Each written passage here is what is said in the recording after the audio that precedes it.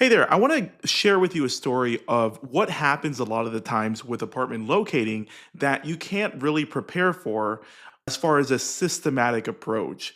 So, recently I uploaded a video, a live Zoom call that I did for a recent client that was referred to me. So, if you haven't watched that video, it'll help put this story in a perspective. The most recent video or somewhere on my channel, there should be a video called Watch Me Work, a Zoom call, and so you can watch me do the whole process as an apartment locator from A to Z, as far as showing up to the Zoom call, performing it, talking to them, confirming all the prequal, all within the CRM, and then, coming up with a game plan and getting off the call. So go watch that video if you haven't seen it. But this is what's really interesting. The client that I helped on a Zoom call, it's not like I know them personally. We're not friends. It was a referral. And because I did a Zoom call and I built rapport throughout that call, what ended up happening was everything we game planned on that Zoom call, as far as what they're looking for, what area they're looking for, what type of property they're looking for, this client didn't really know what they were interested in. So your job, number one, as an apartment locator, always is to extract as much feedback and try to bring clarity to your client. Because a lot of the times, even if the client is very polite, very nice, easy to work with, if you guys have been doing locating for some time, you'll understand that the most challenging clients are not necessarily the rude ones. It's the clients that they don't know where to go and they have the whole city as an option. That's tough because you can't do your job effectively as an apartment locator if you're not helping them get clarity and narrowing down the search. So this client that I helped, they were young, in their lower 20s, very sweet, but they were like, we don't know. We can go north, central, downtown, west. And that is like a nightmare for an apartment locator because we can't just send someone 1,000 options. Then our job isn't really effective. And so on that Zoom call, I was trying to get the most out of them. I'm using an automatic guest card online through the software tool that I use for everything in locating called Locator IQ. It's actually, let me show you. It's this software right here. So I've created the automatic survey inside of Locator IQ, and that helps because right when you attend the Zoom call, you know what they're looking for, the prequal, the credit score, etc. But on the Zoom call, it's important to take those. I was trying to get feedback out of her, and they were kind of like very, very open. Okay, because like the sister worked way west in a town called Cedar Park. There's two occupants. It's one girl and her sister. The other sister worked way up in Georgetown, so they were way across the map. They wanted to be more central so they can hang out at popular places in Austin, Texas, like the Domain, with not a super long drive to downtown because they're young girls, right? They like to go out. They're like 24. So that was tough because we know that we wanted an area that's more affordable than right inside of downtown or right inside of the Domain. So what I suggested to them on the call, you can go watch that call. I was like, hey, you should probably rent somewhere off of Palmer Lane and Mopac because that's 6 minutes north of the Domain, that hot spot where people go out. Because here in Austin, if you guys don't know, the two really popular spots are like the Domain in North Central Austin and downtown, of course, right? And so let me show you a map. So this will kind of help you put it into perspective. But this, if you make it to the end of this video, you're going to get a good lesson out of this because you can have the best systems in the world like Locator IQ, but what I'm going to explain to you in this video will happen to you a lot in apartment locating, and I'll show you the way to still close people when this happens. Okay, so let me just pull this into perspective. Okay. Here's a map of Austin. This is a hotspot, the Domain, right here. This is North Austin. Here is Palmer Lane. You see this road right here, West Palmer Lane? And then here's Highway 1, Mopac. So the super hotspot for young people going out is right here, the Domain. Someone could argue maybe the Arboretum is a cool play. Arboretum's right down the road right here. People like to hang out at the Arboretum and then the Domain. And then other than that, people jump on Mopac, they drive downtown and they go hang out downtown. This is what young people do. Okay. And so this is the issue. Just you see a realistic case of like how this is. I'm closing this client right now, so I'm explaining to you this story in real time. What's happening today, not in theory. Okay, so great. We know the hot spots that they're interested in. She works here in Cedar Park. Okay, you see this brushy creek area? She works there.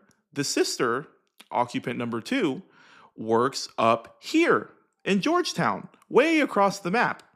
So they were coming to me, they're like, hey, we want to be close to downtown, but not way far from work. So they're thinking, why not the Domain? We can still go out there and have fun, and it's kind of like a middle point between these. So here's the issue in Austin.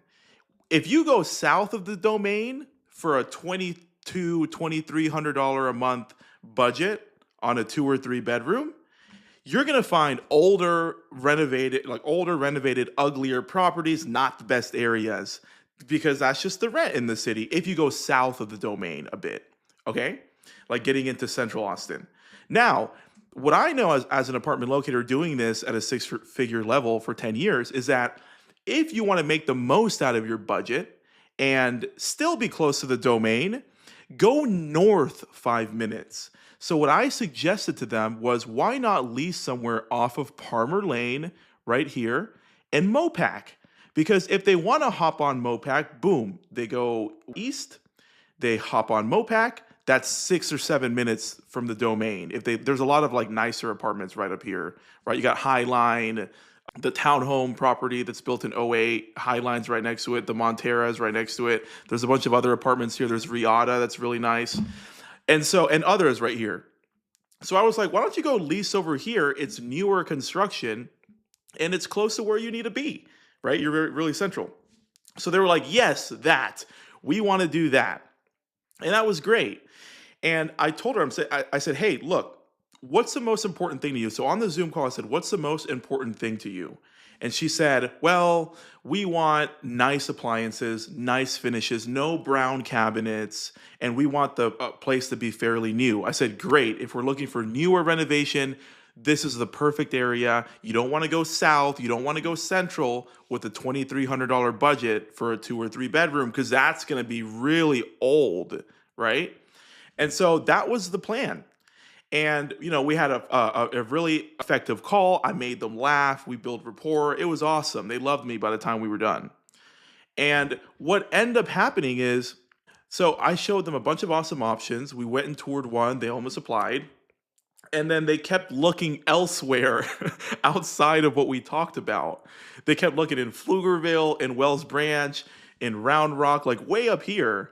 And so I was like, whoa, guys, this is not even what we discussed.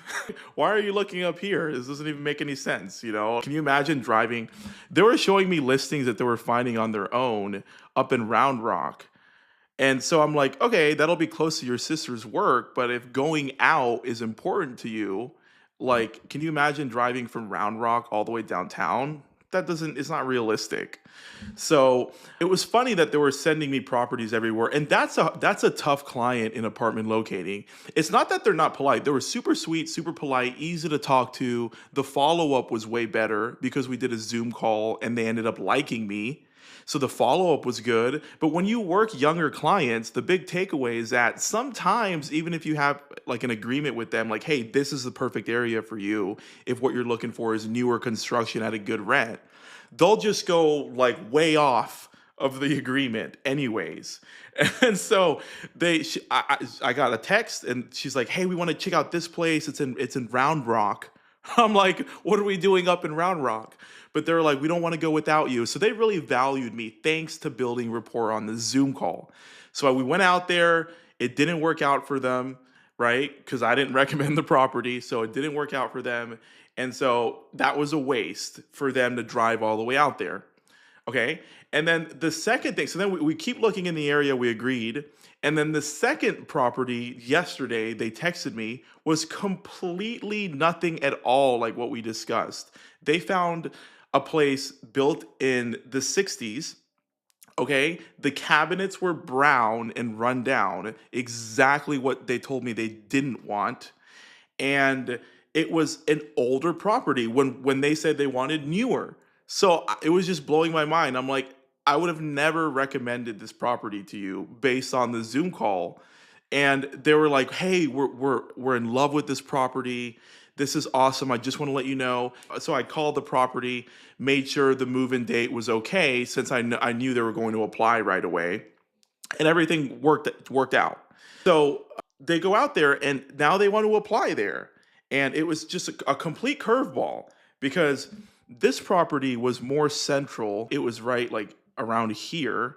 And I already know like this breaker area around here, not far from Runberg, like it's not the most desirable area. Sure, it's close to the domain and not far from downtown, but this is not somewhere I would have recommended two 24-year-old girls go rent. And so, and of course, the buildings here are older, built in the 60s, 70s, etc., for that rent. So it was just, it was so weird because they found this property. I checked it out, and I'm like, okay, yo, this has ugly cabinets. It's dirty. Like, sure, there's square footage, the location's good, but this isn't even a neighborhood I would really recommend. And I told them all this stuff when I was looking at the pictures online. I'm like, hey, do you notice this? Do you notice that? Are you okay with that? There was like a missing handle on the cabinet. And they were like, yeah, this property is exactly what we want. So the point is they're going with that property, something that is was completely the opposite of what we discussed on the Zoom call. I thought we were going north so that way we can find newer construction at a good rent. And instead, they did the thing that I said they shouldn't do, go south 5 minutes in an older property. So just weird sometimes working younger clients. But the big takeaway of this story is like, how am I still relevant as an apartment locator, and why do they why are they still communicating with me and making sure that I'm involved so that way I get paid? It's because I built rapport on the Zoom call with them. And this is what I've been stressing a lot to everyone on the channel doing apartment locating, or any real estate agent for that matter, is you can only be so prepared in this business by having great infrastructure. We get the infrastructure done with Locator IQ, of course, because with this software, you don't have to have a separate system for a calendar. You don't have to have a separate system for text messaging, emailing. You see this right here? Like, you don't have to build automations somewhere else. You don't have to connect ManyChat, which is separate. You can do all of that within this automation builder right here. And you don't have to host videos elsewhere. You can do everything in IQ. So one thing is like having good infrastructure, but the huge takeaway in this video is the power of Zoom calls, because no one wants to go show up to a physical office and do in-person appointments because people bail on you. You have to mark your calendar off. Who likes driving around? And also, when a client follows you on the road, that's just dangerous. That's how. Do you know that accidents happen on the road when someone is following someone else? Statistically, the rate of which accidents happen on the road is when someone's following someone. So I never liked the idea of like escorting around and having a client follow me. Some locators will allow the client to ride in the car with them, which is even worse of an idea because if you wreck or if anything happens, then you can get sued as a real estate agent. That's like one of the only ways apartment locators can get sued, because with apartment locating compared to being a realtor, we don't have to deal with contract work. The apartment takes care of that. We don't have to worry about negotiations back and forth, sending offers in writing, contingencies. We don't do that as apartment locators, so that there's almost virtually zero way we can get sued unless you do two things in locating. Number one, you let a client ride with you and you start escorting. Because if you wreck, boom, you're sued, and so is your brokerage firm. That's number one. Number two is if you just straight up falsify proof of income or documents. So as long as you just don't do those two things, there's like no way you can get sued as an apartment locator. So anyhow, that is really important. But the main takeaway of this whole video, this whole story, is that if I didn't work a Zoom call with this lead and I just took a quick call manually, like how 95% of locators do, they just like hop on their phone all day. If I just called them, they probably wouldn't have liked me as much. We wouldn't have built as much rapport, and they wouldn't have kept me in the loop. I mean, it was kind of a chaotic client. They were looking everywhere, looking themselves, not listening to advice, but they still kept me in communication, and they wanted to take care of me as the realtor that was representing them. And they're super happy with me, even though I didn't even recommend the property. I was just giving advice, and I'm gonna get paid on this. And it's because I did a Zoom call, we built rapport, they saw me face to face. Video is really powerful. And that's something that you can only accomplish when you book Zoom calls with people. So if you want to see the actual call, it's on my channel. It's called like Watch Me Work a Zoom Call. But I hope this was valuable to you.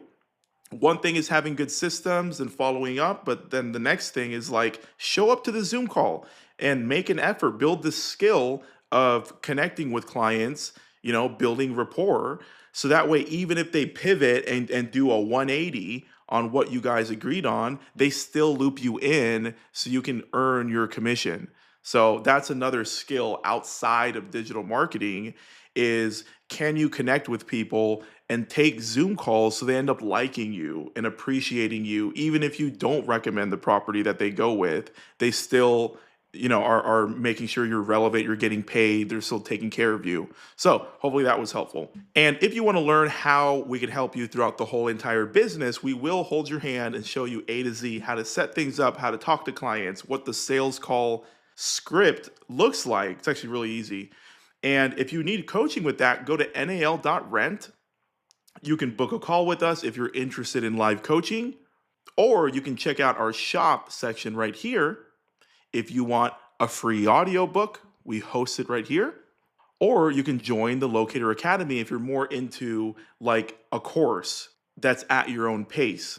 That's the most affordable offer we have. There's even a discount right now.